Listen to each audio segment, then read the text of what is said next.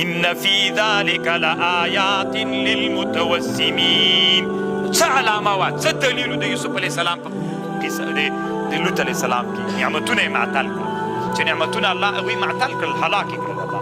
موږ چې نعمتونه معطل کړي ورځ تر بلې به هلاکېږو، پسې هلاکېږو. راځئ نعمتونه راوباسو چې موږ دوام کوو که یې نه کوو. څه فکر کوئ طالبانو ورونو؟ زه تاسو ته بیا وایم، دغسې عقلي درته وایم، د افغانستان اسلامي امارت افغانستان ټولو معادنو ته سمه توجه وکړه، راویې ویستل. چې راویې ویستل طالبانو 10 کلونو کې د افغانستان ملت څوک سو؟